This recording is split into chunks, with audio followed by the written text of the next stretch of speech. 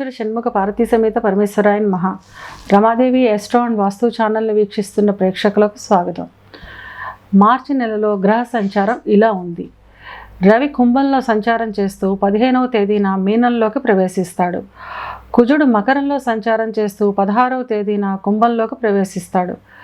బుధుడు కుంభంలో సంచారం చేస్తూ 7వ తేదీన మీనంలోకి ప్రవేశిస్తాడు. గురువు తన మిత్రక్షేత్రమైన మేషంలో సంచారం చేస్తున్నాడు.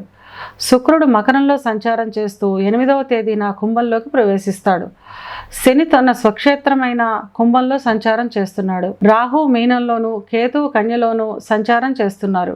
ఈ గ్రహస్థితిని ఆధారంగా చేసుకొని తులారాశి వారికి మాస ఫలితాలు ఎలా ఉన్నాయి, చిన్న చిన్న పరిహారాలు ఏం చేసుకోవాలి చూద్దాం.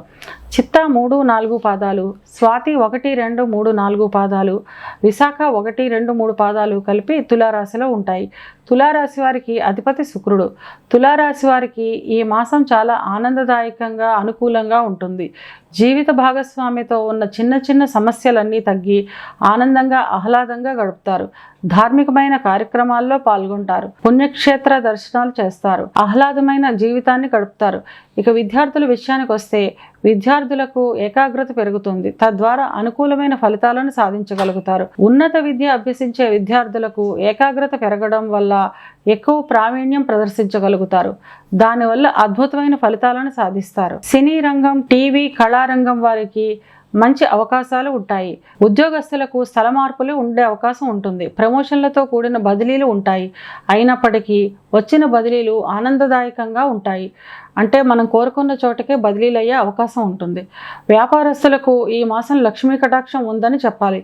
వ్యాపార అభివృద్ధి చేయాలి అనుకునే వాళ్ళకి, వ్యాపారం విస్తరించాలి అనుకునే వారికి ఈ మాసం చాలా అనుకూలంగా ఉంటుంది. పనులన్నీ సానుకూలంగా, త్వరితగతిని పూర్తవుతాయి. వివాహం కాని వారికి మంచి సంబంధాలు కుదిరే అవకాశం ఉంటుంది. వివాహం అయిన వారికి జీవిత భాగస్వామితో కలిసి విహారయాత్రలు చేస్తారు. ఆహ్లాదకరమైన, విలాసవంతమైన జీవితాన్ని గడుపుతారు. ఇక సంతానం విషయానికి వస్తే సంతానం గురించి ఎదురు చూసేవారికి ఈ మాసంలో శుభవార్తలను వింటారు. సంతాన అభివృద్ధి కూడా చాలా బాగుంటుంది. సంతానానికి ఉద్యోగాలు రావడం, విద్యలో మంచి ర్యాంకులు రావడం, వివాహాలు కుదరడం వంటి శుభాలు జరుగుతాయి. ఇవి కేవలం గోచార ఫలితాలు మాత్రమే. గోచార ఫలితాలు పూర్తిగా జన్మజాతక చక్రంపై ఆధారపడి ఉంటాయి. కనుక పూర్తి ఫలితాలను తెలుసుకోవాలి అనుకునేవారు తమ జన్మజాతక చక్రాన్ని విశ్లేషణ చేసుకోవడం ద్వారా పూర్తి ఫలితాలను తెలుసుకోగలుగుతారు. తులారాశి వారు అనుకూలతను పెంచుకోవడానికి, ప్రతికూలతను తగ్గించుకోవడానికి ప్రతి శుక్రవారం కామాక్షి దీపాన్ని వెలిగించడం ద్వారా అనుకూలతను పెంచుకోగలుగుతారు.